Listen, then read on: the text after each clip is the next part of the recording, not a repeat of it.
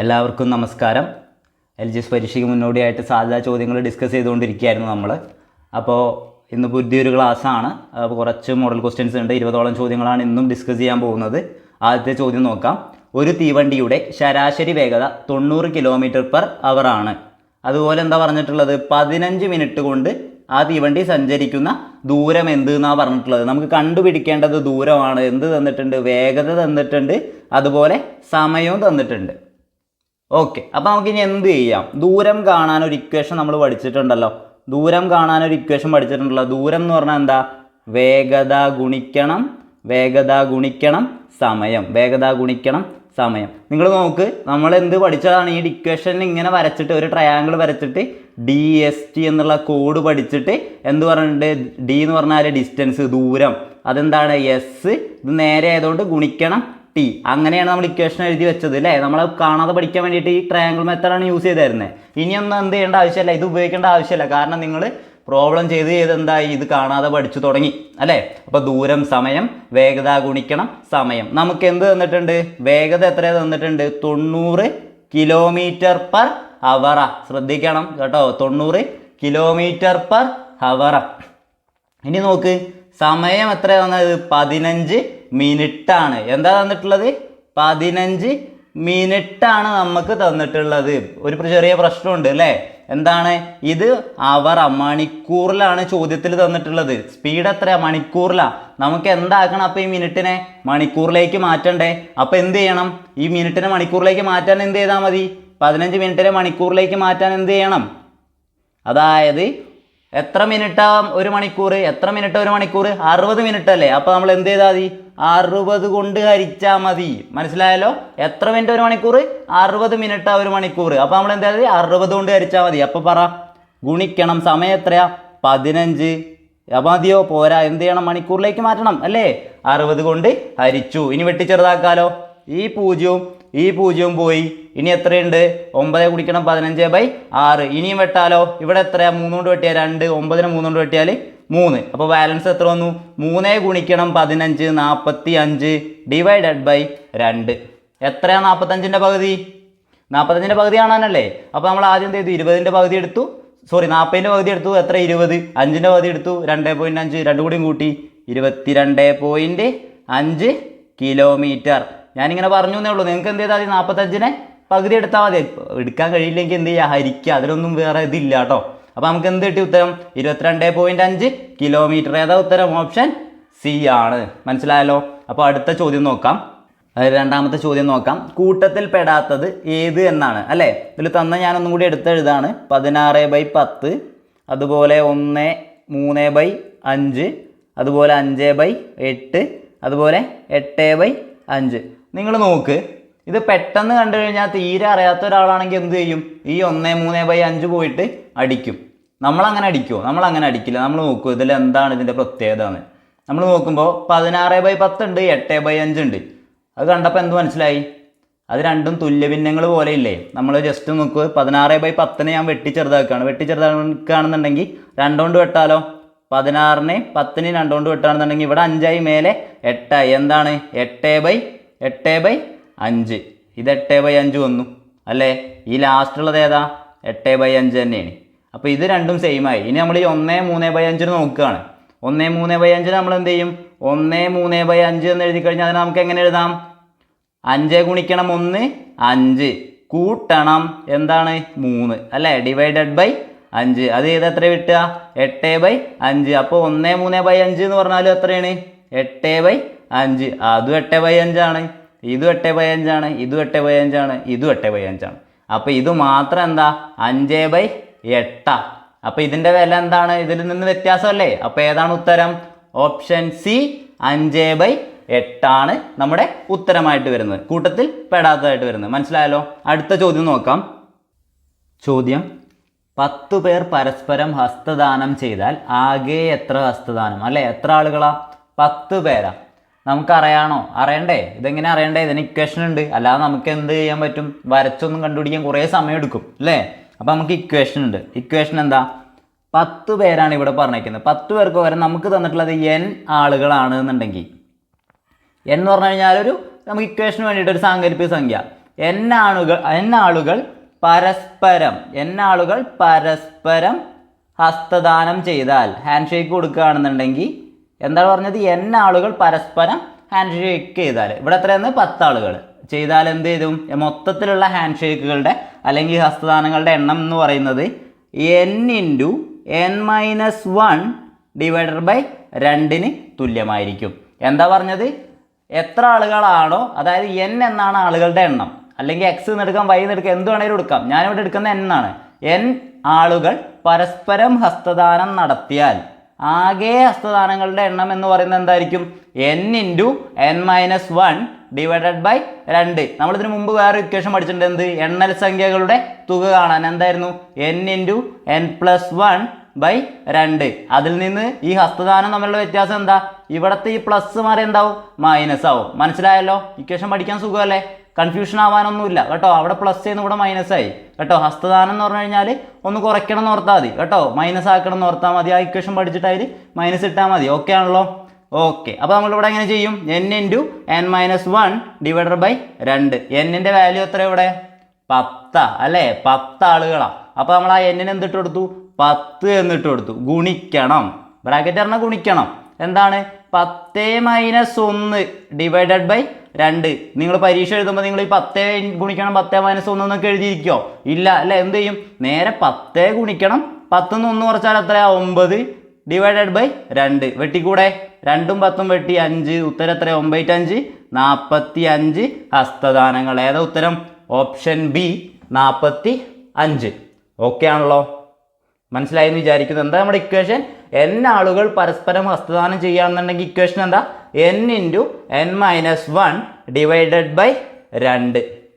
വേറൊരു ചോദ്യം കൂടി, ഇതിൻ്റെ പഠിക്കേണ്ട ഒരു സാധനം കൂടിയും പഠിച്ചു വെച്ചോ. ഈ കൂട്ടത്തിൽ തന്നെ ഒരു ഇക്വേഷനും കൂടിയും പഠിച്ചു വെച്ചോ. നമ്മൾ എന്താ ഇവിടെ ചെയ്തത്? ഹസ്തദാനാണ് കൊടുത്തത്. ഇവിടെ ഹസ്തദാനം, ഹാൻഡ് ഷേക്കാണ് കൊടുത്തത് അല്ലേ? ഷേക്ക് ഹാൻഡാണ് കൊടുത്തത്. ഇനി നിങ്ങൾ നോക്കുക, കുട്ടികൾ സമ്മാനപ്പൊതികൾ കൈമാറുകയാണ് എന്ന് പറഞ്ഞിട്ടൊരു ചോദ്യം ചോദിക്കാം. എങ്ങനെ? ഒരു ക്ലാസ്സിലെ n കുട്ടികൾ അല്ലെങ്കിൽ ആളുകൾ എന്ത് ചെയ്യുന്നുണ്ട്? സമ്മാനപ്പൊതി. എന്താണ്? പരസ്പരം സമ്മാനപ്പൊതി കൈമാറുകയാണെന്നുണ്ടെങ്കിൽ ആകെ സമ്മാനപ്പൊതികളുടെ എണ്ണം എന്ന് പറയുന്നത്, അതായത് ഒരു ക്ലാസ്സിലെ n കുട്ടികൾ ഓരോരുത്തരും എന്ത് ചെയ്യാണ്? പരസ്പരം മറ്റു കുട്ടികൾക്ക് എന്ത് ചെയ്യാണ്? സമ്മാനപ്പൊതികൾ കൈമാറുന്നുണ്ട് എങ്കിൽ ആകെ സമ്മാനപ്പൊതികളുടെ എണ്ണം എന്ന് പറയുന്നത് നമ്മളിവിടെ പഠിച്ച ഇക്വേഷൻ എന്താ? n×n-1 ഡിവൈഡഡ് ബൈ 2 അല്ലേ? ഇവിടെ എന്തായിരിക്കും? n×n-1 മാത്രം. ബൈ 2 എന്തില്ല? ഇവിടെ ഇല്ല. മനസ്സിലായല്ലോ? സമ്മാനപ്പൊതി വരുമ്പോൾ എന്ത് ചെയ്തു? ആ ബൈ 2 നമ്മൾ കളഞ്ഞു. ഇതെന്തിനു തുല്യ? n×n+1 ഉണ്ടല്ലേ? അതിന് ചെറിയൊരു വ്യത്യാസമുള്ളൂ അല്ലേ? എന്തായിരുന്നു? n×n+1 എന്തായിരുന്നു? ഇരട്ട സംഖ്യകളുടെ തുക കാണാനുള്ള ഇക്വേഷൻ. ഇവിടെ എന്താണ്? കുട്ടികൾ സമ്മാനപ്പൊതിൻ്റെ ഇക്വേഷൻ എന്തായിരുന്നു? n×n-1 ആണ്. ഇത് അധികം ചോദിക്കാറില്ല, പക്ഷേ ചോദിക്കാറുള്ളത് എന്താ? n×n-1 by 2. എന്താണത്? ഹസ്തദാനങ്ങൾ അല്ലേ? n ആളുകൾ പരസ്പരം ഹസ്തദാനങ്ങൾ നടത്തുന്നുണ്ടെങ്കിൽ എത്ര ഹസ്തദാനം ആകെ ഉണ്ടാവും എന്ന് ചോദിച്ചു കഴിഞ്ഞാൽ ഇക്വേഷൻ എന്തായിരുന്നു? n×n-1 by 2. അടുത്ത ചോദ്യം നോക്കാം. ചോദ്യം: മകളുടെ വയസ്സിൻ്റെ 3 മടങ്ങാണ് അമ്മയുടെ വയസ്സ്. അമ്മയുടെ വയസ്സ് 51 ആണെങ്കിൽ മകളുടെ വയസ്സ് എത്ര എന്നാണ് പറഞ്ഞിട്ടുള്ളത് അല്ലേ? അമ്മയുടെ വയസ്സ് എത്രയാണ്? 51. മകളുടെ വയസ്സാണ് നമുക്ക് കാണേണ്ടത്. എന്താ പറഞ്ഞിട്ടുള്ള ചോദ്യത്തിൽ? മകളുടെ വയസ്സിൻ്റെ 3 മടങ്ങാണ് അമ്മയുടെ വയസ്സ്. അതായത് മകളുടെ വയസ്സിനോട് 3 ഗുണിച്ചാലാണ് എന്ത് കിട്ടുക? അമ്മയുടെ വയസ്സ് കിട്ടുക. പക്ഷെ നമുക്ക് എന്താ പറയുക? അമ്മയുടെ വയസ്സ് തന്നിട്ടുണ്ട്. അപ്പോൾ മകളുടെ വയസ്സ് കാണാൻ എന്ത് ചെയ്താൽ മതി? അതിനെ 3 കൊണ്ട് ഹരിച്ചാൽ മതി അല്ലേ? 3 കൊണ്ട് ഹരിച്ചാൽ മതി. 51നെ 3 കൊണ്ട് ഹരിച്ചാൽ എത്ര കിട്ടുക? 17. എത്രയാണ്? 17. അപ്പം മകളുടെ വയസ്സ് എത്രയാ? 17. ഇതെങ്ങനെയാണ്? അമ്മയുടെ വയസ്സ് 51 ആണ്. അതെത്രയാണ്? മകളുടെ വയസ്സിൻ്റെ 3 മടങ്ങാണെന്നാണ് ചോദ്യത്തിൽ പറഞ്ഞിട്ടുള്ളത്. അപ്പോൾ നമ്മൾ എന്ത് ചെയ്താൽ മതി? 51നെ 3 കൊണ്ട് ഹരിച്ചാൽ എന്ത് കിട്ടും? മകളുടെ വയസ്സ് കിട്ടും. ഇല്ലേ? സിമ്പിളായിട്ടുള്ള ചോദ്യമല്ലേ? ഡയറക്റ്റ് ചോദ്യമല്ലേ? അടുത്ത ചോദ്യം നോക്കാം. ചോദ്യം: എത്ര 1/8 ചേർന്നാലാണ് 1/2 ആകുന്നത് എന്നാണ് പറഞ്ഞിട്ടുള്ളത്. എത്ര 1/8 ചേർന്നാലാണ് 1/2 ആകുന്നത് എന്നാണ് ചോദ്യത്തിൽ പറഞ്ഞിട്ടുള്ളത്. അതായത് 1/8നെ കൂട്ടണം 1/8 അങ്ങനെ പോയി കഴിഞ്ഞിട്ട് അത് എത്ര ചേർന്നാൽ 1/2 ആവാന്ന്. അതിനായിട്ട് അർത്ഥം എന്താണ്? 1/8നെ ഏതോ ഒരു സംഖ്യ കൊണ്ട് ഗുണിച്ചാൽ എന്ത് കിട്ടും നമുക്ക്? 1/2 കിട്ടും. അതല്ലേ അതിൻ്റെ അർത്ഥം? നമ്മളിപ്പോൾ 2 കൂട്ടണം എത്ര 10 കിട്ടണം എന്നുണ്ടെങ്കിൽ എത്ര 2 ചേർന്നാലാ 10 കിട്ടുക എന്ന് വെച്ച് കഴിഞ്ഞാൽ നമ്മൾ എന്ത് ചെയ്യുക? 2 കൂട്ടണം 2. അതായത് 5 2 കൂട്ടിയാലാണ് 10 കിട്ടുക. അത് നമുക്ക് എന്താ എഴുതാം? 5 ഗുണിക്കണം 2 10. അങ്ങനെയാണ് നമ്മൾ എഴുതുന്നത്. അതേ കോൺസെപ്റ്റാണ് ഇവിടെ ഉപയോഗിക്കണേ. 1/8 ഒരു സംഖ്യ കൊണ്ട് ഗുണിച്ചാൽ എന്ത് കിട്ടും? 1/2 കിട്ടും. അതാണ് എത്ര തവണ അത് ചേർത്തു എന്നുള്ളതിൻ്റെ എണ്ണം. അപ്പോൾ നമ്മൾ എന്ത് ചെയ്താൽ മതി? നമ്മളിവിടെ എന്താ ചെയ്തത്? ഗുണിക്കുകയാണ് ചെയ്തത്. അപ്പോൾ ഇത് സമത്തിൻ്റെ അപ്പുറത്തോട്ട് പോകുമ്പോൾ എന്താവും? ഹരിക്കലാവും. അങ്ങനെ ചെയ്ത് നോക്കാലോ. ഇവിടെ സംഖ്യ മാത്രം നിർത്തുകയാണെന്നുണ്ടെങ്കിൽ 1/2 അവിടെ നിൽക്കട്ടെ. ഇതെന്താ? ഇവിടെ ഗുണനാണ്. ഈ ഗുണനം സമത്തിൻ്റെ അപ്പുറം പോകുമ്പോൾ എന്താവും? ഹരണാവും. ഹരിക്കണം 1/8 എന്നുള്ള രീതിയിലേക്ക് ചോദ്യം മാറി. അപ്പോൾ ഇനി എന്ത് ചെയ്താൽ മതി? ഹരിക്കുക എന്ന് പറഞ്ഞു കഴിഞ്ഞാൽ എന്താണ്? തിരിച്ചിട്ട് ഗുണിക്കുക. 1/2 ഗുണിക്കണം എന്ത്? 8/1. ഹരണം എന്ന് പറഞ്ഞു കഴിഞ്ഞാൽ എന്താണ്? തിരിച്ചിട്ട് ഗുണിക്കലാണ് അല്ലേ? ഇനി എന്ത് ചെയ്യാം? ഈ 2നെ 8നെ വെട്ടിക്കൂടെ? എത്ര കിട്ടുക? 4. ഉത്തരം എത്രയാ? 4. ഉത്തരം എത്ര? 4. മനസ്സിലായല്ലോ. ഇനി ചില ആളുകൾ ഇങ്ങനെ ചെയ്യില്ല. ഇങ്ങനെ എടുത്തത് ഈ രീതി ചില ആളുകൾ ചെയ്യില്ല. ചില ആളുകൾ എന്ത് ചെയ്യും? 1/8 ഗുണിക്കണം സംഖ്യ എന്ന് പറയുന്നത്. ആ സംഖ്യ എന്ന് പറയുന്നത് എത്രയാണ്? 1/2 എന്ന് തന്നു കഴിഞ്ഞാൽ നമ്മൾ എന്ത് ചെയ്യും? ചില ആളുകൾ ഈ 8നെ എന്ത് ചെയ്യും? നേരെ മേലേക്കായിട്ട് ഗുണിക്കും. സമത്തിന് അപ്പുറത്തേക്ക് നേരെ മേലേക്ക് ഗുണിക്കും. അപ്പോൾ സംഖ്യ എന്താണ്? സംഖ്യ സമം ഇതെങ്ങനെ ഒരു നേരെ മേലേക്ക്. അപ്പോൾ എന്ത് ചെയ്യും? 1 ഗുണിക്കണം 8 ഡിവൈഡഡ് ബൈ ഈ 2 അവിടെ തന്നെ ഉണ്ട് അല്ലേ? ഈ 1നെ എന്ത് ചെയ്യും? നേരെ ഇങ്ങോട്ട് ഗുണിക്കും. താഴേക്ക് ഗുണിക്കും. ഗുണിക്കണം 1. അതെന്താ? സമത്തിൻ്റെ അപ്പുറത്തേക്ക് പോകുമ്പോൾ ഈ സാധനം തന്നെയാണ് ചെയ്തുകൊണ്ടിരിക്കുന്നത്. പക്ഷേ ഈ രീതിയിൽ ചെയ്യുന്ന ആളുകളുണ്ട്. ഇത് ചെയ്താലും എന്താ? വെട്ടി ചെറുതാക്കി എത്ര കിട്ടും? 4 കിട്ടും. ഓക്കെ ആണല്ലോ. ഇത് മനസ്സിലായല്ലോ. ഇത് സിമ്പിൾ ചോദ്യമാണ് അല്ലേ? ഇത് ചോദ്യത്തിൽ എന്ത് മനസ്സിലാക്കിയാൽ മതി? ഇങ്ങനെ ചോദ്യം ചോദിച്ചു കഴിഞ്ഞാൽ 1/2നെ 1/8 കൊണ്ട് ഹരിക്കാനാണ്, അല്ലെങ്കിൽ എന്താണ് 1/2നെ 1/8 കൊണ്ട് ഹരിക്കാനാണ് ചോദ്യകർത്താവ് ഉദ്ദേശിച്ചത് എന്ന് നമുക്ക് മനസ്സിലാക്കിയ എന്തായി? പ്രോബ്ലം അവിടെ കഴിഞ്ഞു അല്ലേ? അപ്പോൾ അടുത്ത ചോദ്യം നോക്കാം. ചോദ്യം: 5 സംഖ്യകളുടെ ശരാശരി 41. 35 എന്ന പുതിയൊരു സംഖ്യ കൂടി ആറാമതായി ചേർത്താൽ പുതിയ ശരാശരി എത്ര? ചോദ്യത്തിൽ തന്നിട്ടുള്ളത് 5 സംഖ്യകളുടെ ശരാശരി 41 എന്നാണ്. അപ്പോൾ നമുക്ക് എന്ത് ചെയ്യും? ആദ്യം ആകെ തുക എത്രയാണെന്ന് കാണും അല്ലേ? സംഖ്യകളുടെ ആകെ തുക നമ്മൾ കാണുമല്ലേ ആദ്യം ചെയ്യുന്നത്. 5 സംഖ്യകളുടെ തുക എന്ന് പറയുന്നത് എത്രയാ? 5 ഗുണിക്കണം 41 അല്ലേ? തുക എന്ന് പറഞ്ഞു കഴിഞ്ഞാൽ എന്താ? ശരാശരി ഗുണിക്കണം എണ്ണമല്ലേ? 5 എണ്ണം 41 ശരാശരി. എത്ര? 41നെ 5 കൊണ്ട് ഗുണിച്ചാൽ നമുക്ക് കിട്ടുക 205. 41നെ 5 കൊണ്ട് ഗുണിച്ചാൽ എത്ര കിട്ടുക? 205. ഇനി നോക്ക്, ഇനി എന്താ പറഞ്ഞിട്ടുള്ളത്? 35 എന്ന പുതിയൊരു സംഖ്യ കൂടി ആറാമതായിട്ട് എന്ത് ചെയ്തു? ചേർത്തു എന്നാണ് പറഞ്ഞത്. അപ്പോൾ നമ്മളെ പുതിയ തുക എന്തായി? 6 സംഖ്യകളുടെ തുക എന്തായി? 205ൻ്റെ കൂടെ എന്ത് ചെയ്യണം? 35 കൂടി കൂട്ടണം. അതല്ലേ പുതിയ തുക. അതെത്രയാ? 205 കൂട്ടണം 35 240. ഇനി എന്താ ചോദിച്ചത്? പുതിയ ശരാശരി എത്ര എന്നല്ലേ? തുക എത്ര? 240 ആണ്. നമുക്കറിയാം ശരാശരി എന്ന് പറഞ്ഞു കഴിഞ്ഞാൽ എന്താ? തുക ബൈ എണ്ണം. എണ്ണം എത്രയാ? പുതിയതായിട്ട് ആറാമതായിട്ട് ഒരു സംഖ്യ ചേർത്തതാണ്. അപ്പോൾ പുതിയ എണ്ണം എത്രയാണ്? 6 ആണ്. 240/6 എത്രയാണ്?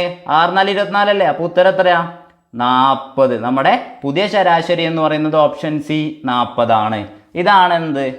നമ്മളെ കൺവെൻഷണൽ മെത്തേഡ്. ഈ മെത്തേഡിലാണ് നമ്മൾ നോർമലി ഈ പ്രോബ്ലം ചെയ്തുകൊണ്ടിരുന്നത് അല്ലേ? നമ്മൾ ഇതിൻ്റെ കൂടെ തന്നെ നമ്മളൊരു ഷോർട്ട് കട്ടും കൂടിയും പഠിച്ചിട്ടുണ്ട് ഇല്ലേ? നമുക്ക് അതും കൂടി ഒന്ന് പറയാം. ഇത് മനസ്സിലായെന്ന് ഞാൻ വിചാരിക്കുന്നത്.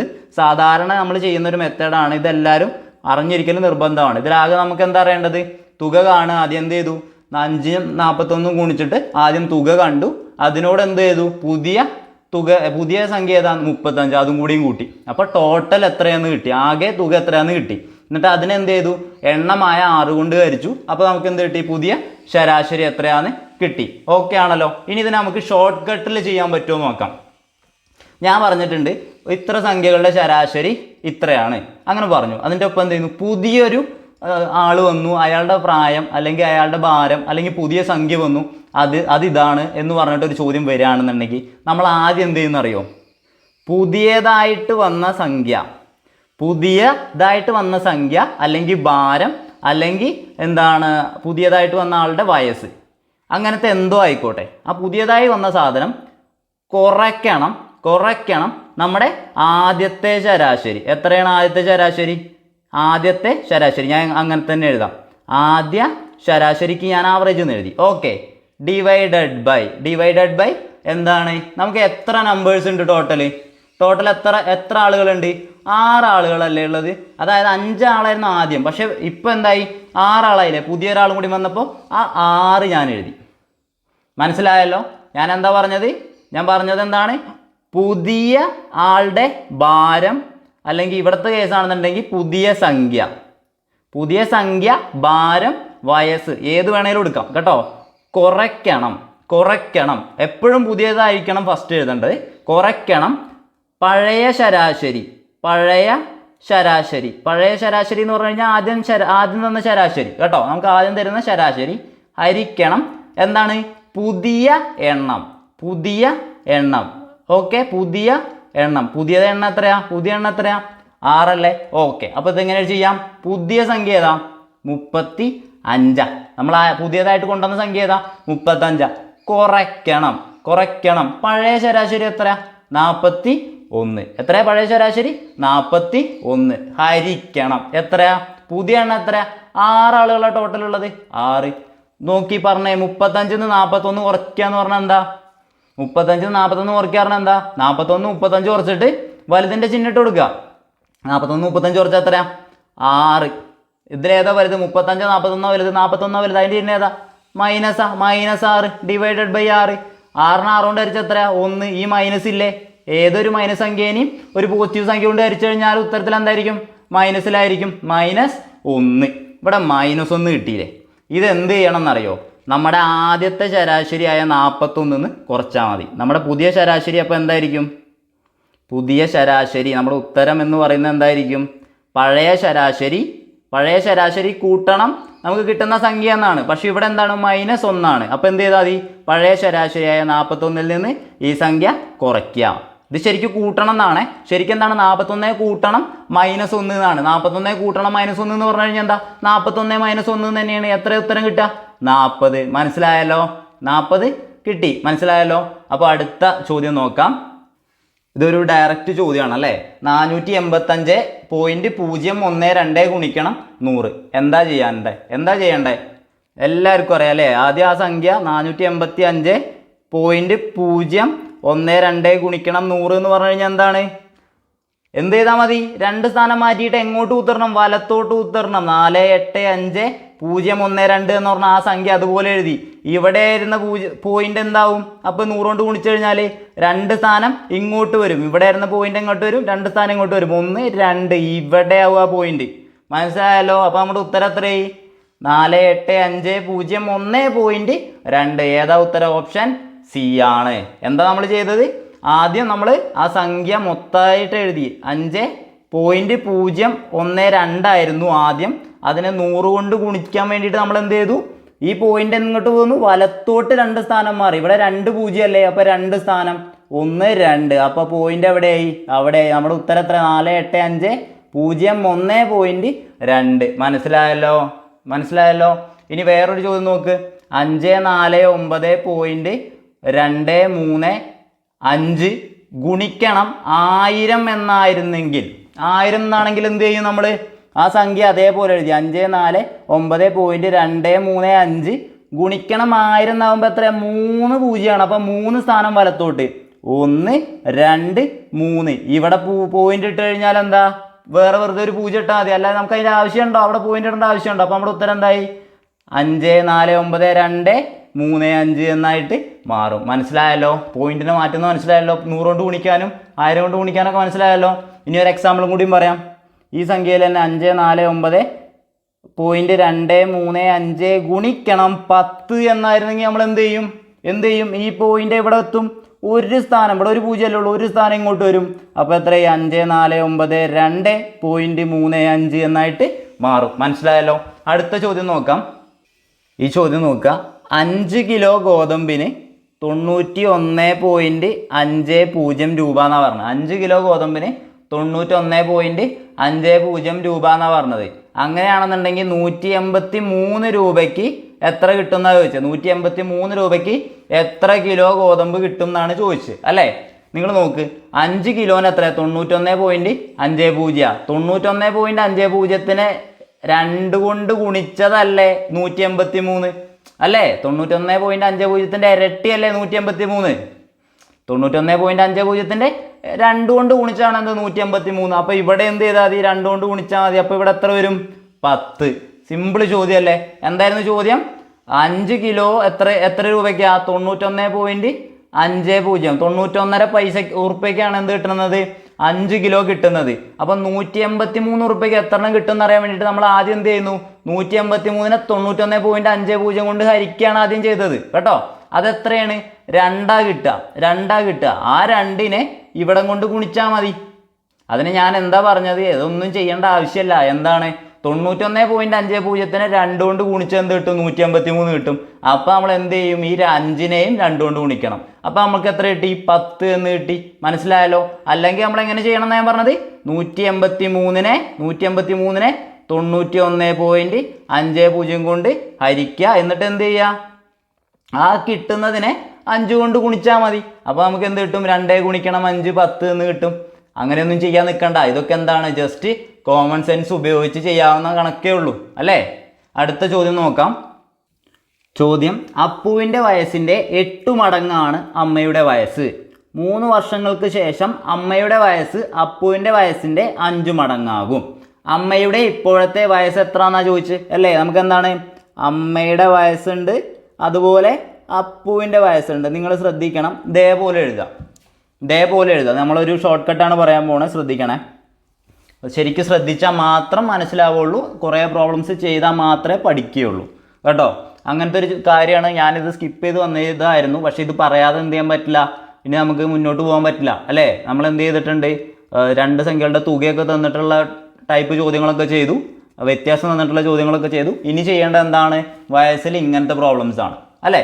അപ്പോൾ നമ്മൾ ചോദ്യം മനസ്സിലാക്കുക എന്നുള്ളതാണ് വയസ്സുകളുടെ ചോദ്യങ്ങൾ ഉത്തരം എഴുതാൻ ആദ്യം വേണ്ട നമ്മുടെ കഴിവ് എന്ന് പറയുന്നത്. എന്താണ്? ചോദ്യം ശരിക്കും മനസ്സിലാക്കിയിരിക്കണം. അതിന് നമ്മൾ എന്ത് ചെയ്യണം? കുറേ പ്രോബ്ലംസ് ഇതേ മോഡലിൽ ചെയ്ത് പ്രാക്ടീസ് ആവണം.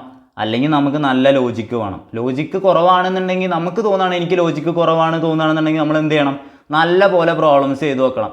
അല്ലാതെ ഒന്നും ആരും എന്ത് ചെയ്തിട്ടില്ല, ഇതൊന്നും മാസ്റ്റർ ചെയ്തിട്ടില്ല. നിങ്ങളത് മനസ്സിലാക്കണം. ഇവിടെ വന്നിരിക്കുന്ന ജോലി കിട്ടുന്ന ആളുകളൊന്നും എന്തല്ല, അവരൊക്കെ ഒരു ദിവസം കൊണ്ട് കിട്ടുന്നതല്ല. അവരൊക്കെ കഷ്ടപ്പെട്ട് പഠിച്ച് ഇങ്ങനെ പ്രോബ്ലംസ് മാത്സിൽ വീക്കായിട്ടുള്ള ആളുകൾ എന്ത് ചെയ്യും? അത് കൂടുതലായിട്ട് ഇമ്പ്രൂവ് ചെയ്ത് വരുന്നത്. പ്രാക്ടീസ് ചെയ്താൽ മാത്രം ഇമ്പ്രൂവ് ചെയ്യാൻ പറ്റുന്നൊരു സാധനമാണ് മാത്സ്. അല്ലാതെ നമുക്ക് എങ്ങനെ ഒരിക്കലും ഒരു സ്വർണ്ണ തളികയിൽ കൊണ്ടുതരില്ല മാത്സിലുള്ള ബുദ്ധി കേട്ടോ. ബുദ്ധി ഉണ്ടെങ്കിലും പ്രാക്ടീസ് ചെയ്യാത്ത ഒരാൾക്ക്, ഈ പ്രോബ്ലം കാണാത്ത ഒരാൾക്ക് എന്ത് ചെയ്യാൻ പറ്റില്ല? അതിൻ്റെ ഉത്തരം എഴുതാൻ പറ്റില്ല. സമയമെടുക്കും കേട്ടോ. അപ്പോൾ നമ്മൾ ഇതിൻ്റെ ഷോർട്ട് കട്ടാണ് പറയാൻ പോകുന്നത്. എല്ലാവരും ശ്രദ്ധിച്ചിരുന്ന് കേൾക്കണം. ആദ്യം നമ്മൾ എന്താ? അമ്മൂൻ്റെയും അപ്പൂൻ്റെയും വയസ്സാണ് പറഞ്ഞത്. നമ്മൾ ആദ്യം അമ്മ അപ്പൂന്ന് എഴുതി. ഇനി എന്താ പറഞ്ഞിട്ടുള്ളത്? അപ്പുവിൻ്റെ വയസ്സിൻ്റെ 8 മടങ്ങാണ് അമ്മയുടെ വയസ്സ്. എന്താ പറഞ്ഞത്? 8 മടങ്ങാണ്. അതായത് അമ്മയുടെ വയസ്സ് 8, അപ്പുവിൻ്റെ വയസ്സ് അപ്പോൾ എത്രയാവും? 1. 8 മടങ്ങ് എന്ന് പറഞ്ഞു കഴിഞ്ഞാൽ 8:1. അങ്ങനെ മനസ്സിലാക്കിയാൽ മതി. 8 മടങ്ങ് എന്ന് പറഞ്ഞു കഴിഞ്ഞാൽ എന്താ? 8:1. അതിനെ നമുക്ക് എങ്ങനെ എഴുതാം? 8, അമ്മയുടെ വയസ്സ് 8 ആകുമ്പോൾ അപ്പുവിൻ്റെ വയസ്സ് എത്രയായിരിക്കും? 1. അല്ലെങ്കിൽ അപ്പുവിൻ്റെ വയസ്സ് 1 ആകുമ്പോൾ അമ്മയുടെ വയസ്സ് 8. ഇനി എന്താ പറഞ്ഞിട്ടുള്ളത്? അമ്മയുടെ വയസ്സ് എത്ര? 3 വർഷങ്ങൾക്ക് ശേഷം. 3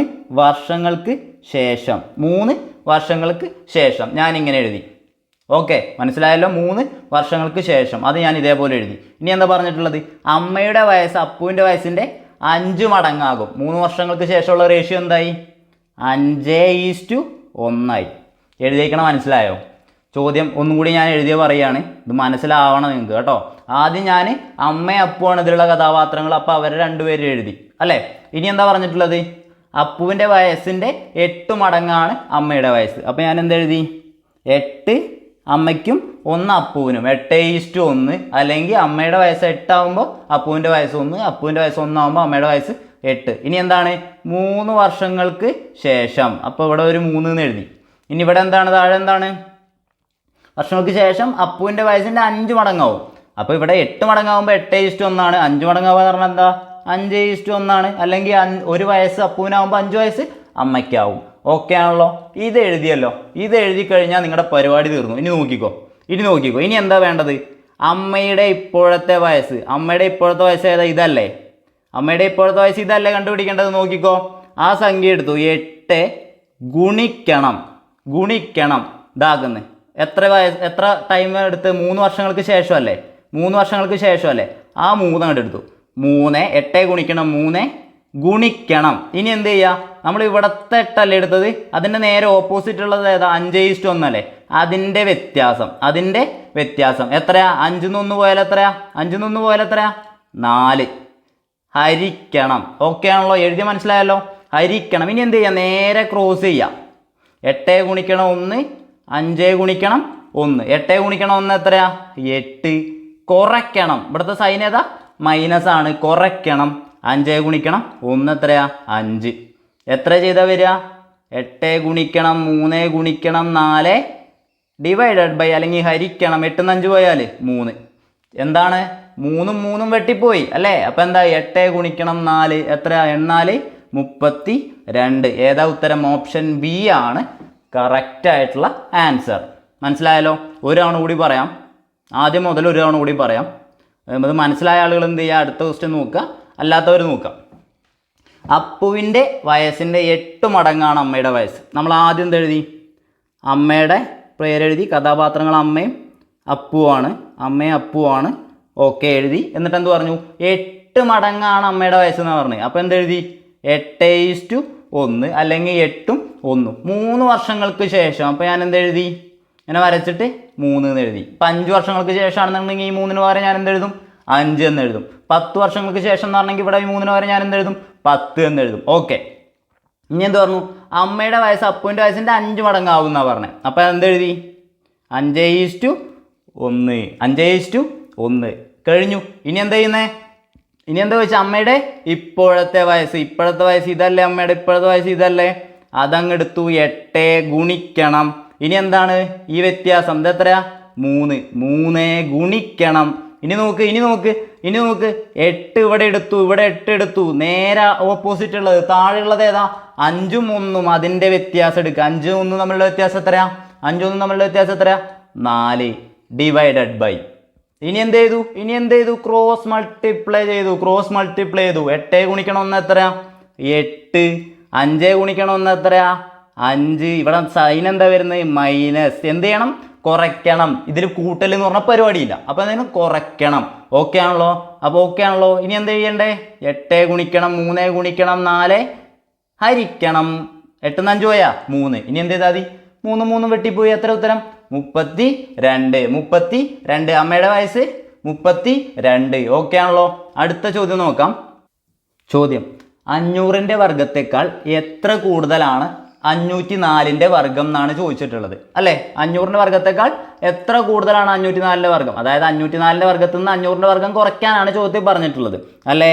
അപ്പോൾ നോക്ക്, 504 സ്ക്വയർ കുറയ്ക്കണം 500 സ്ക്വയർ. ഇതല്ലേ ചോദ്യം?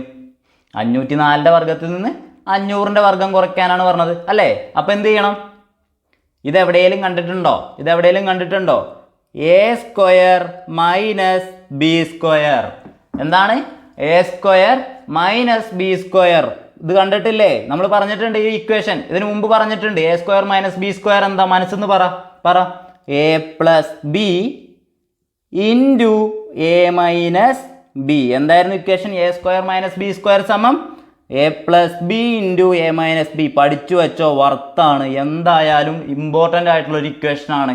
നിങ്ങൾ പഠിച്ചു വെച്ചാൽ എല്ലാ പരീക്ഷകൾക്കും ഉപകാരപ്പെടും. നല്ലൊരു ഇക്വേഷനാണ് കേട്ടോ. A square minus B square സമം എ പ്ലസ് ബി ഗുണിക്കണം എ മൈനസ് ബി. ഇവിടെ തന്നിരിക്കുന്നത് അതേ മോഡലിലല്ലേ? ഇവിടെ അപ്പം എ എന്താ ഇവിടെ തന്നിരിക്കണതിൽ?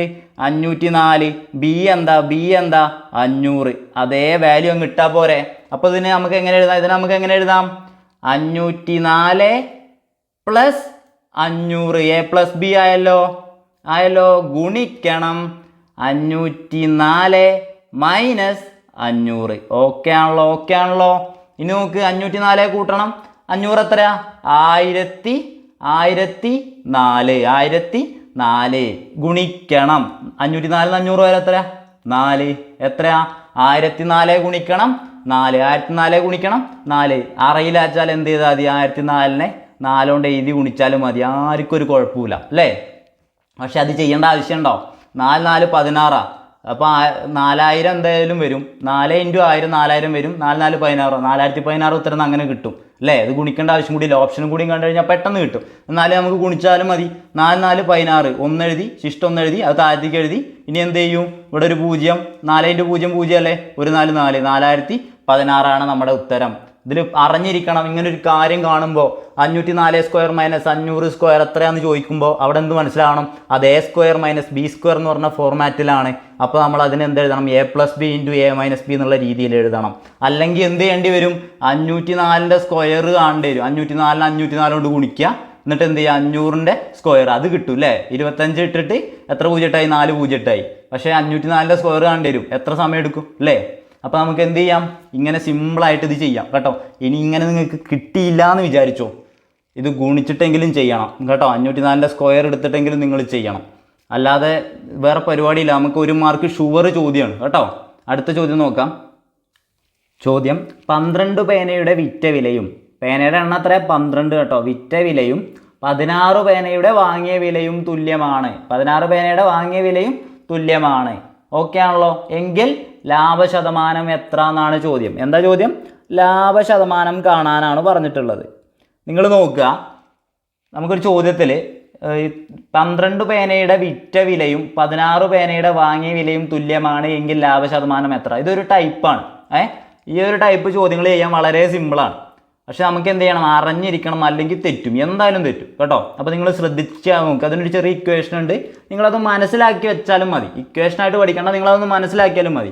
നമ്മൾ എന്ത് ചെയ്യേണ്ടത് വിചാരിച്ചാൽ ലാഭശതമാനം കാണാൻ വേണ്ടിയിട്ട് ഈ 12 പേനയുടെ വിറ്റ വിലയും വാങ്ങിയ വിലയും, അതായത് 12 പേന വിറ്റു, എത്ര? 16 പേന വാങ്ങി. ഓക്കെ ആണല്ലോ. 16 പേന വാങ്ങി, 12 പേന വിറ്റു. നമ്മൾ എന്ത് ചെയ്യണം? ഇതിൻ്റെ വ്യത്യാസം എടുക്കണം. ഈ 16ൻ്റെയും 12ൻ്റെയും വ്യത്യാസം, ആ എണ്ണങ്ങളുടെ വ്യത്യാസം, എണ്ണങ്ങളുടെ എന്താ എടുക്കേണ്ടത്?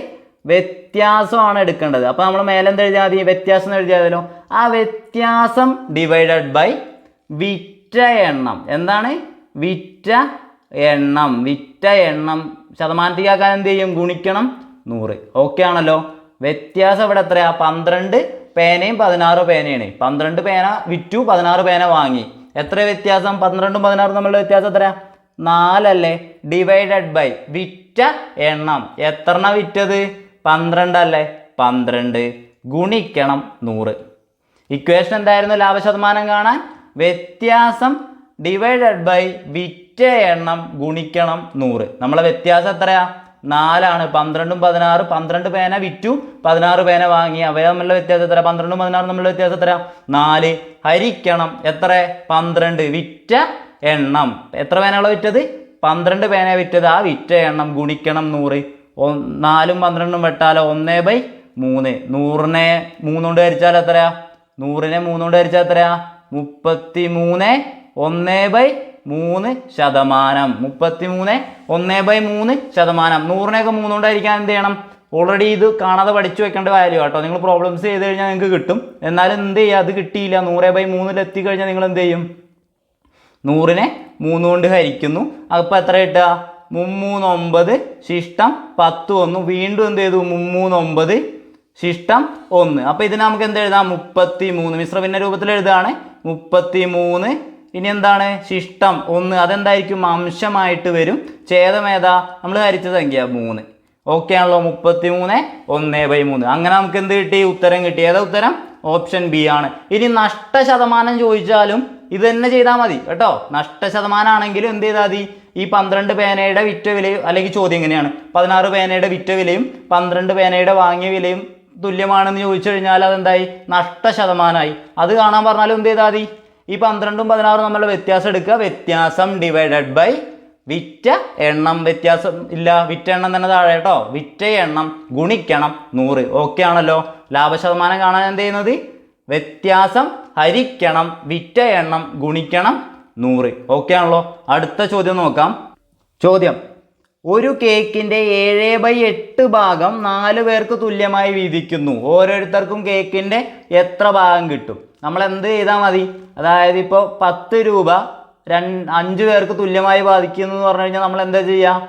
10നെ 5 കൊണ്ട് ഹരിക്കല്ലേ ചെയ്യുക. അതേപോലെ തന്നെ എന്ത് ചെയ്താൽ മതി?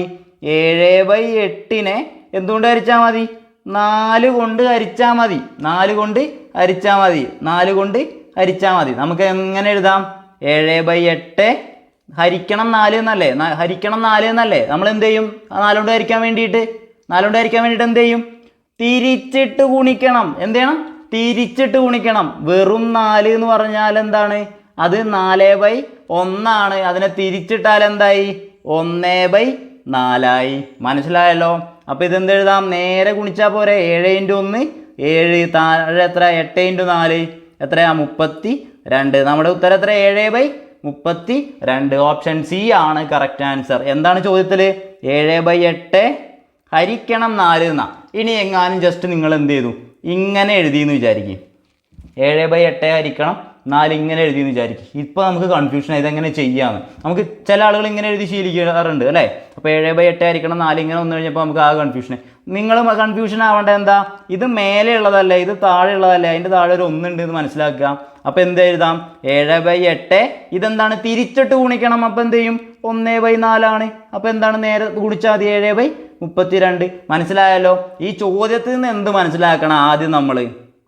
ഈ ചോദ്യത്തിൽ നിന്ന് ആദ്യം എന്ത് മനസ്സിലാക്കണം? 7/8 4 കൊണ്ട് ഹരിക്കാനാണ് ചോദ്യകർത്താവ് പറഞ്ഞത് എന്ന് ആദ്യം നമ്മൾ മനസ്സിലാക്കണം. അതിനെന്ത് ചെയ്യണം? ഇതേപോലത്തെ പ്രോബ്ലംസ് ചെയ്യണം. ഇനി ഇതേമാതിരത്തെ പ്രോബ്ലംസ് നിങ്ങൾ തിരഞ്ഞുപിടിച്ച് ചെയ്യുമല്ലോ. അപ്പോൾ നമുക്ക് ഉത്തരം എത്ര കിട്ടുകയെന്ന് അറിയാമല്ലോ. കേട്ടല്ലോ? ഓക്കെ. അപ്പോൾ ഇതെന്താ ചെയ്യേണ്ടത്? 7/8 ഹരിക്കണം 4 എന്ന് പറഞ്ഞു കഴിഞ്ഞാൽ 7/8 4 തിരിച്ചിട്ട് ഗുണിക്കണം. ഗുണിക്കണം 4 തിരിച്ചിടുക എന്ന് പറഞ്ഞു കഴിഞ്ഞാൽ എന്താ? അതിൻ്റെ വിൽക്രമം എന്ന് പറഞ്ഞു കഴിഞ്ഞാൽ എത്ര? 1/4 കാരണം 4 എന്ന് പറഞ്ഞാൽ എന്താണ്? 4/1 5 എന്ന് വെറുതെ 5 തന്നാൽ എന്താ? 5/1 10 എന്നത് വെറുതെ തന്നു കഴിഞ്ഞാൽ എന്താ? 10/1 മനസ്സിലാക്കുമല്ലോ. അപ്പോൾ നമ്മുടെ ഉത്തരം എത്രയായിരിക്കും? 7/32. ഓക്കെ. അടുത്ത ചോദ്യം നോക്കാം. ചോദ്യം 8 2/3 ഏത് സംഖ്യ കൊണ്ട് ഗുണിച്ചാൽ 1 കിട്ടും? 8 2/3 ഏതോ ഒരു സംഖ്യ കൊണ്ട് ഗുണിച്ചാൽ 1 കിട്ടും. അതേതാണ് ആ സംഖ്യ എന്നാണ് ചോദിച്ചിട്ടുള്ളത്. നമുക്കറിയാം ഏതൊരു സംഖ്യയെയും, അതായത് ഏതൊരു ഭിന്നസംഖ്യയെയും അതിൻ്റെ വ്യുൽക്രമം കൊണ്ട്, സംഖ്യ ഭിന്നസംഖ്യ ആവുമല്ലോ. അതായത് 4 എന്ന് പറഞ്ഞു കഴിഞ്ഞാൽ അതൊരു 4/1 നമ്മളിപ്പോൾ പറഞ്ഞല്ലോ. അപ്പോൾ അതിന് ഭിന്നസംഖ്യ രൂപത്തിൽ എഴുതാൻ പറ്റും അല്ലേ? അപ്പോൾ അതിൻ്റെ വ്യുൽക്രമം കൊണ്ട് ഗുണിച്ചാൽ, അതിൻ്റെ വ്യുൽക്രമം എന്ന് പറഞ്ഞു കഴിഞ്ഞാൽ എന്താ? അത് നേരെ തിരിച്ചിടുന്നത് കൊണ്ട് ഗുണിച്ചാൽ നമുക്ക് എത്ര കിട്ടും? 1 കിട്ടും. മനസ്സിലായല്ലോ? 1 കിട്ടും. ഈ 4 വെട്ടിപ്പോവും അല്ലേ? അപ്പോൾ 1 കിട്ടും. അപ്പോൾ അത് എന്താ ഞാൻ പറഞ്ഞത്? ഏതൊരു സംഖ്യയെയും അതിൻ്റെ വ്യുൽക്രമം കൊണ്ട് ഗുണിച്ചാൽ നമുക്ക് 1 കിട്ടും. അപ്പോൾ നമ്മൾ എന്ത് ചെയ്താൽ മതി? 8 2/3 വ്യുൽക്രമം കണ്ടുപിടിച്ചാൽ പോരെ. അപ്പോൾ നമുക്ക് 8 2/3 അതേമാതിരി നോക്കിയിട്ട് അതിൻ്റെ വ്യുൽക്രമം കണ്ടുപിടിക്കാൻ പറ്റുമോ? ഇല്ല. നമുക്ക് എന്ത് ചെയ്യണം? 8 2/3 നമ്മൾ ആദ്യം എന്ത് ചെയ്യും? വിഷമ ഭിന്നത്തിലേക്ക് മാറ്റണം. ഇതിപ്പോൾ മിശ്ര ഭിന്ന രൂപത്തിലാണ്. ഇതിനെ വിഷമ ഭിന്നത്തിലേക്ക് മാറ്റണം. എന്ത് ചെയ്യും? 3 ഗുണിക്കണം 8. 3 ഗുണിക്കണം 8 എത്രയാ? 24. ഇനി എന്താ? പ്ലസിന് മാറ്റം ഉണ്ടോ? ഇല്ല.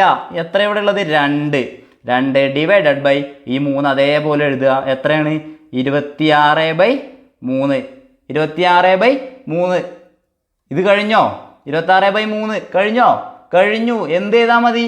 26/3 അല്ല നമ്മുടെ ഉത്തരം. ഇതിൻ്റെ വ്യുൽക്രമമാണ് നമ്മുടെ ഉത്തരം. എന്ത്? 3/26. അതിനെ തിരിച്ചിട്ടു അല്ലേ? 3/26 വെട്ടി ചെറുതാക്കിയാൽ എന്തായി? പോയി. 1 ഉത്തരം. അപ്പം എന്താ നമ്മുടെ ഉത്തരം? 3/26. എന്താ ഞാൻ പറഞ്ഞത്? ഏതൊരു സംഖ്യയെയും അതിൻ്റെ വ്യുൽക്രമം കൊണ്ട് ഗുണിച്ചാൽ നമുക്ക് എന്ത് കിട്ടും? 1 കിട്ടും. ഇവിടെ നമുക്ക് ഈ സംഖ്യ എന്താണ്? 26/3 എന്ന് നമുക്ക് കിട്ടി. 8 2/3 എങ്ങനെ എഴുതാം? 26/3 എന്ന് എഴുതി. ഇതിനെ എന്തുകൊണ്ട് ഗുണിച്ചാലാണ് നമുക്ക് കിട്ടുക? 1 കിട്ടുക? അതിൻ്റെ വ്യുൽക്രമം. അപ്പോൾ ഇതിൻ്റെ വ്യുൽക്രമം എത്രയാ? നേരെ തിരിച്ചിട്ടാൽ മതി. 3/26. മനസ്സിലായല്ലോ? നമ്മുടെ ഉത്തരം എന്താണ്? 3/26. ഓപ്ഷൻ ഡി ആണ് കറക്റ്റ് ആൻസർ. അടുത്ത ചോദ്യം നോക്കാം. ചോദ്യം 5 2 3 4 1 52,341 3ന്റെ സ്ഥാനവിലയാണ് ചോദിച്ചത്. നമുക്കറിയാം എന്ത്? ഒരു സ്ഥാനവിലയുണ്ട്, അതേപോലെ എന്തുണ്ട്? മുഖവിലയുണ്ട്.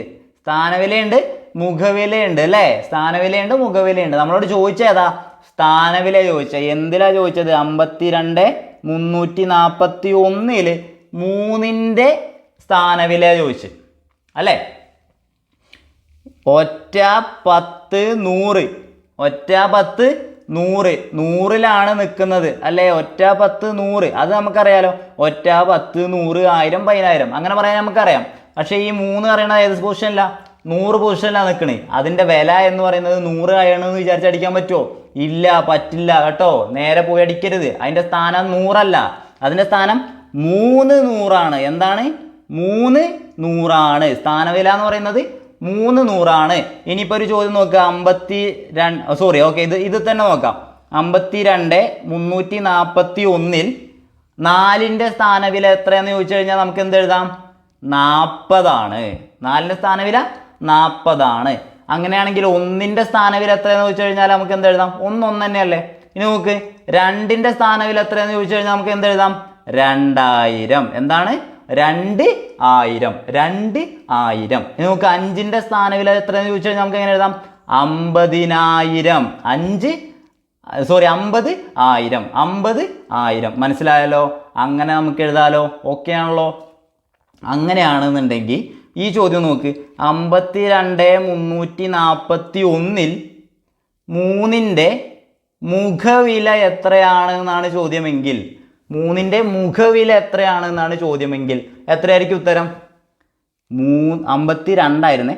ഓക്കെ, 52 341 3ൻ്റെ മുഖവില എത്രയാണെന്നാണ് ചോദ്യം എന്നുണ്ടെങ്കിൽ എത്രയാണ്? 3. ഇനി 52 341 5ൻ്റെ മുഖവില എത്രയാണെന്ന് ചോദിച്ചാൽ എത്രയാ? 5 തന്നെ. നമ്മൾ എന്താ കാണുന്നത്? അതേ സംഖ്യ 5 തന്നെ. അപ്പോൾ ഓക്കെ ആണല്ലോ. ഇപ്പോൾ 2000 2ൻ്റെ മുഖവില എത്ര ചോദിച്ചു കഴിഞ്ഞാൽ എത്ര? 2 തന്നെ. ഓക്കെ ആണല്ലോ? മുഖവിലയും സ്ഥാനവിലയും മനസ്സിലായല്ലോ. അടുത്ത ചോദ്യം നോക്കാം. ചോദ്യം 6 കുട്ടികളുടെ ശരാശരി വയസ്സ് 12 ആണ്. 6 കുട്ടികളുടെ ശരാശരി വയസ്സ് 12 ആണ്. ഒരു കുട്ടിയുടെ വയസ്സ് 17 ആയാൽ മറ്റ് 5 പേരുടെ ശരാശരി വയസ്സ് എത്ര? നമ്മളെങ്ങനെ ചെയ്യുക? ആദ്യം എന്ത് ചെയ്യും? തുക കാണും, വയസ്സുകളുടെ തുക കാണും അല്ലേ? വയസ്സുകളുടെ തുക എത്രയാണ്?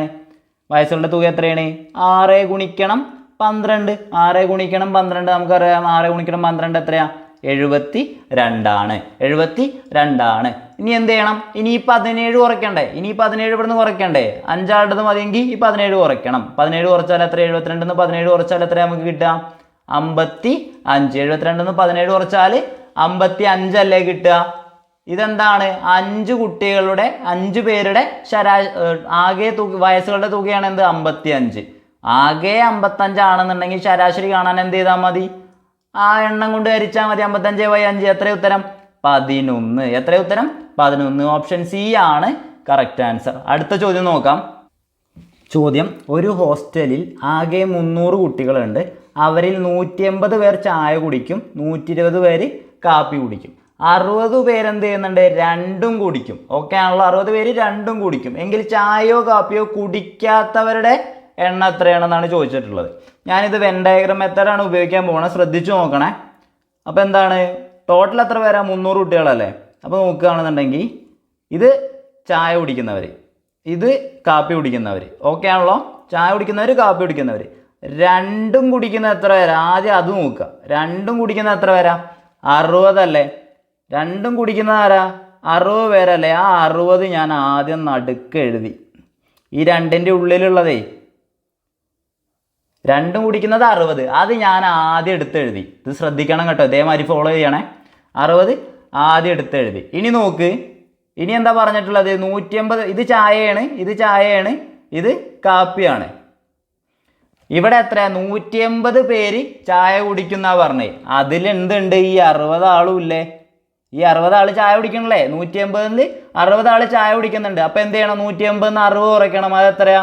120. അപ്പം ഈ ബാക്കി എത്ര പേരാ ഉള്ളത്? 120 ആൾക്കാരാണ്. എഴുതിയ മനസ്സിലായല്ലോ? അതേപോലെ ഇവിടെ കാപ്പിയുടെ കേസ് നോക്കുകയാണെങ്കിലോ എത്ര പേരാ കാപ്പി കുടിക്കുന്നത്? 120 പേരാ കാപ്പി കുടിക്കുന്നത്. അപ്പം എന്ത് ചെയ്താൽ മതി? 120 എന്ത് ചെയ്യണം? ഈ 60 ആൾക്കാർ ആ കൂട്ടത്തിൽ പെടുന്ന തന്നെയല്ലേ? അപ്പം എന്ത് ചെയ്യുക? 120 60 കുറയ്ക്കുക. എത്ര കിട്ടുക? 60. എഴുതിയ മനസ്സിലായോ? ഒരു തവണ കൂടി പറയാം. ആദ്യം എന്താണ്? ചായ കുടിക്കുന്നവർ, കാപ്പി കുടിക്കുന്നവർ. ഇനി എന്ത് നമ്മൾ പറഞ്ഞു? ആദ്യം ഞാൻ എന്താ എഴുതാൻ പറഞ്ഞത്? ആദ്യം രണ്ടും കൂടി കുടിക്കുന്ന ആളുകളുടെ നടുക്കങ്ങ് എഴുതുക. എത്രയാ? 60 ആണ്. ഇനി നോക്കുക, 180 പേര് ചായ കുടിക്കുന്നതാ. അപ്പം 180 പേര് ചായ കുടിക്കുമ്പോൾ ഈ 60ഉം കുറച്ച് ആൾക്കാരും കൂട്ടിയാലാണ് 180. അപ്പം നമ്മൾ ഈ ബാക്കിയുള്ള എത്ര പേരാന്ന് കണ്ടുപിടിക്കാൻ എന്ത് ചെയ്താൽ 180 60 കുറച്ചാൽ മതി. അത് എത്രയാ? 120 ആണ്. ഇനി അതുപോലെ തന്നെ ഇവിടെ എത്രയായിരിക്കും 120 60 കുറച്ചാൽ മതി. കാപ്പി കുടിക്കണം 120 ആൾക്കാരാണ്. അപ്പോൾ 60 കുറയ്ക്കുക എത്ര കിട്ടുക 60. ഇനി ഇത് മൂന്നും കൂട്ടുക. ഇത് മൂന്നും കൂട്ടിയാൽ മൊത്തത്തിലുള്ളത് കിട്ടും. എത്രയാ 120 കൂട്ടണം 60 കൂട്ടണം 60 എത്ര കിട്ടുക 240. 240 പേരാണ് ചായയോ കാപ്പിയോ കുടിക്കുന്ന ആളുകൾ. ഓക്കെ ആണല്ലോ. ചായയോ കാപ്പിയോ കുടിക്കുന്ന ആൾക്കാരാണ് 240 ആളുകൾ. എത്ര ആളുകളുണ്ട് ടോട്ടല് 300 പേരാണ് ആകെ ഉള്ളത്. അപ്പം അതിൽ ഒന്നും കുടിക്കാത്തവരാരൊക്കെ ഉള്ളത് 300 എന്ത് ചെയ്താൽ മതി 240 കുറച്ചാൽ മതി. എത്ര നമ്മുടെ ആൻസർ 60. ഓക്കെ ആണല്ലോ. ഓക്കെ ആണല്ലോ. ഒന്നും കൂടിയും പറയാലോ. ഒന്നും കൂടിയും പറയണോ? ഇത് എഴുതിയത് മാത്രം ഒന്ന് പറയാം, ബാക്കി നിങ്ങൾക്ക് അറിയാലോ. ചായ കാപ്പി കുടിക്കുന്നത് എന്താ 60 പേര് എന്ത് ചെയ്യുന്നുണ്ട് രണ്ടും കുടിക്കുന്നുണ്ട്. അത് ഞാൻ ആദ്യം എഴുതി. എന്നിട്ട് നോക്ക് 180 പേര് ചായ കുടിക്കുന്നു പറഞ്ഞു. ഞാൻ എന്ത് ചെയ്തു 180 60 ഈ 60 ആൾക്കാർ എന്താ ചായ കുടിക്കുന്നവർ തന്നെയാണ്. അപ്പോൾ 180 60 കുറച്ചു 120 ഇവിടെ എഴുതി. അതുപോലെ തന്നെ എന്ത് ചെയ്യാം കാപ്പി 120 പേരാ കുടിക്കുന്നത്. ഞാൻ എന്ത് ചെയ്തു 120 60 കുറച്ചു 60 എഴുതി. ഇനി എന്ത് ചെയ്തു ഒക്കെ അങ്ങോട്ട് നേരെ എഴുതി കൂട്ടി 120 + 60 + 60 240 പേര് എന്ത് ചെയ്യുന്നുണ്ട് ചായയോ കാപ്പിയോ കുടിക്കുന്നുണ്ട്, എന്തെങ്കിലും ഒന്ന് കുടിക്കുന്നുണ്ട്. അപ്പം നമുക്കറിയാം മൊത്തത്തിൽ എത്രയാ 300. മൊത്തത്തിൽ എത്ര 300 ആണുള്ളത്. അപ്പം എന്ത് ചെയ്യും 300-ൽ നിന്ന് 240 കുറച്ചു 60 ആണ് നമ്മുടെ ഉത്തരം. അടുത്ത ചോദ്യം നോക്കാം. ഈ ചോദ്യം നോക്കുക. CBE എന്നാൽ ബാഡ് ആണ്. CBE എന്നാൽ എന്താണ് ബാഡ് ആണ് എന്നാണ് പറഞ്ഞിട്ടുള്ളത് അല്ലേ. അങ്ങനെയാണെന്നുണ്ടെങ്കിൽ എന്താണ് GMBH എന്താണ് എന്നാണ് ചോദിച്ചിട്ടുള്ളത്. ഇവിടെ നോക്ക് സിയുടെ മുന്നത്തിലുള്ള ലെറ്ററാണ് എന്ത് ബി, ബിയുടെ മുന്നേ ഉള്ള ലെറ്ററാണ് എന്ത് എ, ഇയുടെ മുന്നേ ഉള്ള ലെറ്ററാണ് ഡി. അതായത് BC AB DE. അപ്പോൾ ഇനി ഇതെന്തായിരിക്കും നിങ്ങൾക്ക് മനസ്സിലായല്ലോ. അപ്പോൾ ഇതിൻ്റെ മെത്തേഡ് എന്നാ മനസ്സിലായല്ലോ. അങ്ങനെയാണെന്നുണ്ടെങ്കിൽ ഇത് കണ്ടുപിടിച്ചിട്ട് ഇതിൻ്റെ ഉത്തരം നിങ്ങൾ കമൻ്റായിട്ട് രേഖപ്പെടുത്തുമല്ലോ. ഇനി കമൻറ്റ് ചെയ്തില്ലെങ്കിൽ എന്ത് ചെയ്താൽ മതി, നിങ്ങൾ അതിൻ്റെ ഉത്തരം കണ്ടുപിടിച്ചാൽ മതി കേട്ടോ. അടുത്ത ചോദ്യം നോക്കാം.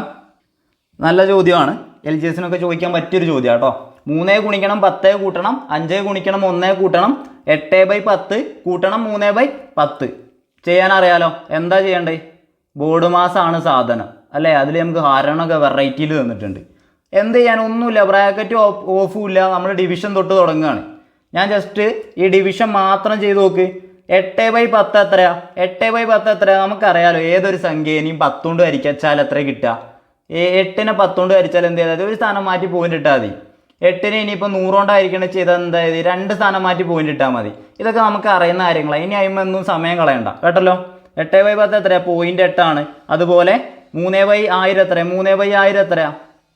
എന്താണ് അറിയാം, 3 എഴുതി. ഇനി എന്താ 3 സ്ഥാനം മാറ്റി കുത്തിടണം. എന്താ 3 0 ഉള്ളത്?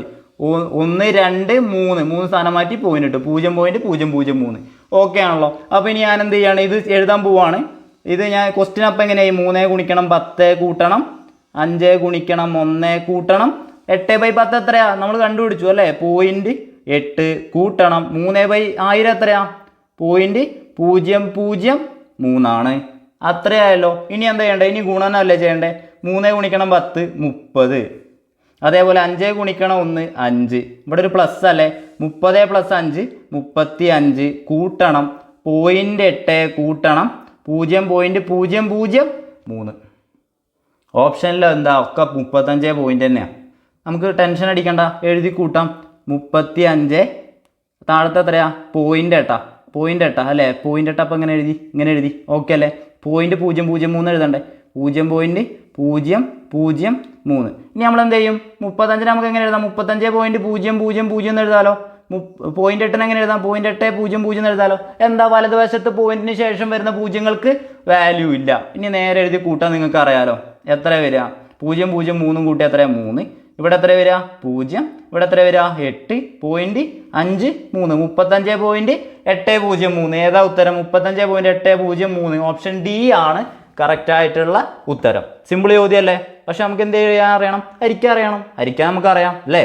അപ്പോൾ അടുത്ത ചോദ്യം നോക്കാം. ചോദ്യം എന്താണ്? 32² 1024 ആയാൽ 0.00102 വർഗ്ഗമൂലം എന്ത് എന്നാണ് ചോദിച്ചിട്ടുള്ളത്. ചോദ്യം എന്തായിരുന്നു? അപ്പോൾ √0.00102 എത്രയാണ് എന്നാണ് ചോദിച്ചിട്ടുള്ളത് അല്ലേ. നമുക്കറിയാം എന്താ റൂട്ട് എടുക്കാൻ പറഞ്ഞാൽ നമുക്കറിയാം എന്താ ചെയ്യേണ്ടത്. നമുക്ക് എന്താ ചെയ്യേണ്ടത്? ആദ്യം ഈ 1024 റൂട്ട് എടുത്ത് എഴുതുക. 1024 റൂട്ട് എത്ര? 32 ആണല്ലോ. 1024 റൂട്ട് എത്ര? 32 ആണല്ലോ. ആദ്യം ആ സംഖ്യയുടെ മാത്രം റൂട്ട് എടുത്ത് എഴുതാം. അത് നമുക്ക് തന്നിട്ടുണ്ട്. 32 സ്ക്വയർ 1024 ആണെന്നുണ്ടെങ്കിൽ 1024 റൂട്ട് എത്ര ആയിരിക്കും? 32 ആയിരിക്കും. ഇനി നോക്ക്, എത്ര സ്ഥാനം മാറ്റിയിട്ടാണ് പോയിന്റ് ഇട്ടേക്കണം? 1 2 3 4 5 6. എത്ര സ്ഥാനം? 6 സ്ഥാനം മാറ്റിയിട്ടാണ് പോയിന്റ് ഇട്ടേക്കണേ. അപ്പോൾ റൂട്ട് വന്നു കഴിഞ്ഞാൽ നമ്മൾ എന്താ ചെയ്യേണ്ടത്? ഉത്തരത്തിൽ എത്ര സ്ഥാനം മാറ്റിയിട്ട് പോയിന്റ് ഉണ്ട്? റൂട്ടിൻ്റെ ഉള്ളിൽ 6 സ്ഥാനം മാറ്റിയിട്ടാണെങ്കിൽ അതിൻ്റെ പുറത്തേക്ക് എടുക്കുമ്പോൾ എത്ര സ്ഥാനം മാറ്റിയിട്ടാണ് എടുക്കേണ്ടത്? എന്ത് ചെയ്താൽ മതി? നേർ പകുതി എടുത്താൽ മതി. എന്താ നേർ പകുതി? റൂട്ട് എടുക്കുക പറഞ്ഞു കഴിഞ്ഞാൽ ചെറുതാക്കല്ലേ, റൂട്ട് എടുക്കല്ലേ ചെയ്യണം. അപ്പം നമ്മൾ എന്ത് ചെയ്യും? നേർ പകുതി എടുത്താൽ മതി. നോക്ക്, 6ന്റെ പകുതി എത്ര? 3. അപ്പം 3 സ്ഥാനം മാറ്റിയിട്ടാണ് കുത്തിടേണ്ടത്. 1 2 3. ഇവിടെ ആരും ഇല്ലാത്തതുകൊണ്ട് നമ്മൾ എന്ത് ചെയ്തു? ഒരു 0 ഇട്ടിട്ട് എന്ത് ചെയ്തു? ഒരു പോയിന്റ് ആയിട്ട് കൊടുത്തു. 0.032. 0.032. ഏതാ ഉത്തരം? ഓപ്ഷൻ ബി ആണ് കറക്റ്റ് ആൻസർ. സിമ്പിൾ ചോദ്യം അല്ലേ? അടുത്ത ചോദ്യം നോക്കാം. വീണ്ടും ഒരു നല്ല ചോദ്യം അല്ലേ? 48 കുറയ്ക്കണം 12 ഗുണിക്കണം 3 പ്ലസ് 8. അതേമാതിരി താഴെ 10 കുറയ്ക്കണം 18 ഹരിക്കണം 3. ഡയറക്റ്റ് ചെയ്യാലോ. നമുക്കറിയാം ബോർഡ് മാസമാണ് ഉപയോഗിക്കേണ്ടത്. ഇവിടെയും ബോർഡ് മാസമാണ് ഉപയോഗിക്കേണ്ടത് അല്ലേ? ബോർഡ് മാസമാണ് ഉപയോഗിക്കേണ്ടത്. ഞാൻ ജസ്റ്റ് ഒന്ന് എടുത്തെഴുതാണ്. 48 കുറയ്ക്കണം 12 ഗുണിക്കണം 3 കൂട്ടണം 8 ഡിവൈഡഡ് ബൈ 10 കുറയ്ക്കണം 18 ഹരിക്കണം 3.